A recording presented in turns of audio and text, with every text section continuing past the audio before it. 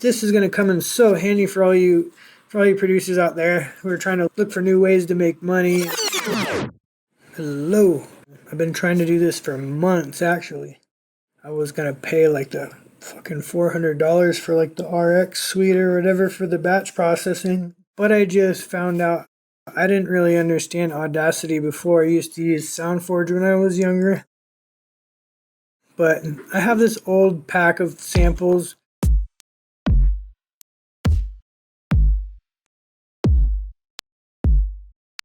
And as you can hear, some of them have a little clicky boy at the end. You can see this little fucker right here. I'm a nut about all my samples and organizing and keeping everything perfect because I kind of make a living off this stuff to some degree, like just making sample packs and having high quality stuff. So I'm assuming that this pack at some point maybe got corrupted and switching the hard drive files or something happened. Because I honestly would never even make it that long. Like I would always like have something like this, or I would even have it probably more like that. Honestly, and I don't know why. Yeah, the extra little bit. So something happened. Not that it matters, but I'm gonna show you guys how to fix that. So if you have a whole bunch of shit, I mean, no one wants to go through and one at a time and like that's gonna take way too long. This is the fast track to getting it sorted out. You can download Audacity, and this is free. And what you're gonna do is you open Audacity, and you go to Tools, and you go to Macro Manager.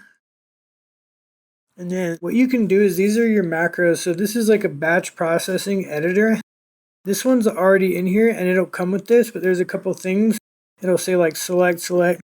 So I have this and these are the parameters. So you can say, hey, I want to insert a parameter and be like, I'm actually going to, yeah. So this is the chain of events that happens for the batch process. It's going to select the file.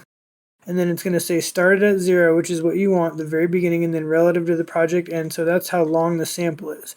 And then you just choose Studio Fade Out. And then that's just a slight little fade out to the end, which will take care of any of your clipping or any little pops at the end. And then your last thing should be export as wave.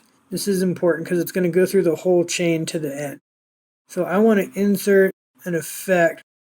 And I'm going to add a normalizer because for some reason, Audacity, it honestly is pretty shit. But I'm going to insert a normalize effect.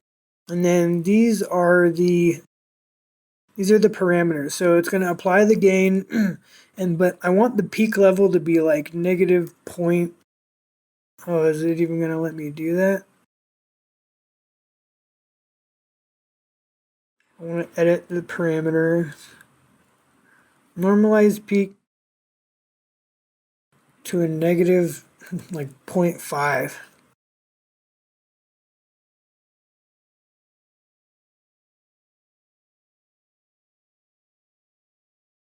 Yeah, this is going to normalize the sound, which is going to basically set it to 0. Because I noticed before that for some reason, Audacity, it kind of like, it will fade shit, but like it'll kind of like quiet it down too, which I'm maybe guessing is just from its internal audio engine. Like it just isn't the same as, definitely not comparable to like the 32-bit floating engine in Ableton. So yeah, I'm going to hit OK. And so this is the last thing. So you want to select it and then fade it out. And then after it fades, normalize it back up to 0.5, which is pretty acceptable. I mean, when I export all my stuff, it's probably going to be way technically louder than that because like if I'm working in a project, I'll have like compressors and limiters. So it'll be a little louder, but it's going to like clip it down to like a point, 0.1 or whatever I have like my limiters set to. And then this is going to export it. So now that you have this here, you can save it and then say, okay, the trick to the batch processing is you can't have any samples open in it. So when you open Audacity and then you go into the tools and then you look at the macro manager, you're going to choose fade ends and then choose files. And then you're going to say, okay, here's all these files. I'm going to select all these. And just another little tip, if you have like a slow CPU or a slow computer, you might want to only do like a dozen at a time. I don't really know. I mean, this isn't that many files. Yeah, there's like 50 things. So I'm just gonna, I'm gonna go ahead and do this, but if you're worried about your computer or you have other things going on that you maybe haven't saved before, I would recommend maybe just definitely saving, but also like choose a dozen at a time. And I'm gonna click open and just let this run to show you. I have a pretty good computer, so I'm gonna show you how long this takes. And it's only gonna take like 30 seconds or something. It's already like probably halfway through it. You can see it starting to run down. So it's pretty quick. I mean, considering that if I was going to sit here and do all 4 or 5 dozen of these by hand, it would probably take me like a fucking hour and a half to sit here and fade all those and then save them. And then, yeah, that should be it. And then you're going to go to close, and then you're going to, what it's going to do is it's going to go, and it's going to probably go to documents or wherever you put this, and then it's going to go into, Audacity. Like I have the document here.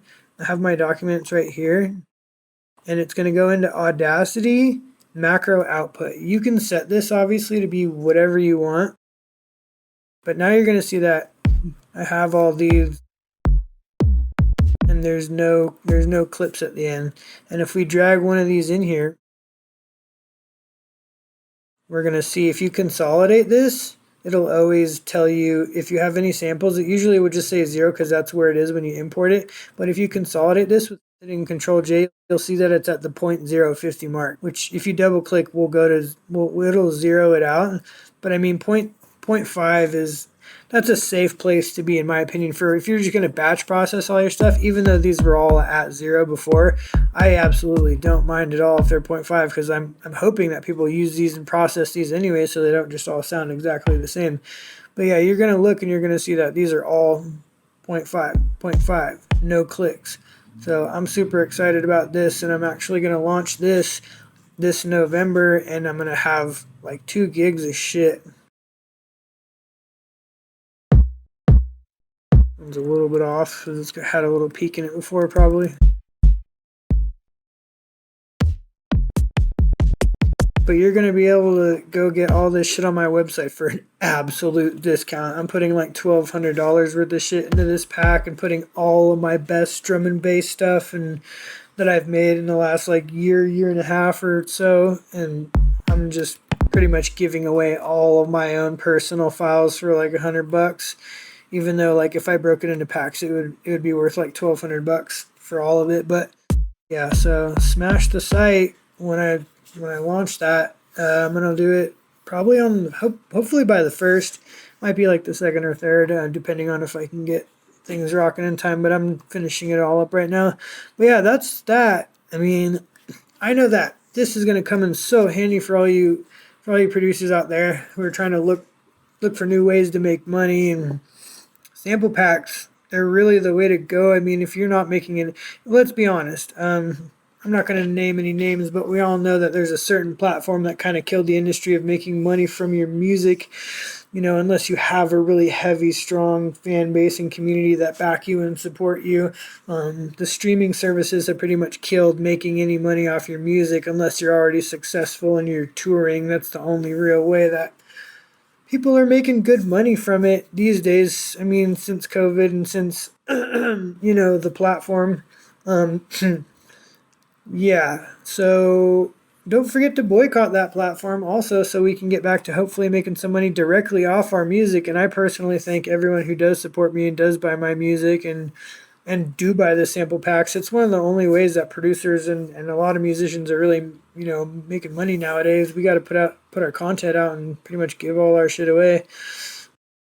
But yeah, so I hope this saves everyone a ton of time. I mean, this is so easy. I literally for the last like year been trying to figure this out, and I kind of realized that you got to go into the macro chains and kind of fine tune it a little bit. But I mean, now I have almost 100 kicks and snares that are all I'm making sure that they're all gonna be clean and up to date and not clicky. I mean, I know that you could just fade it out like a normal person would, but I don't like to put that out. I like to have the highest quality stuff with everything I do. So yeah, all right. Well, yeah, I hope this helps everyone a lot.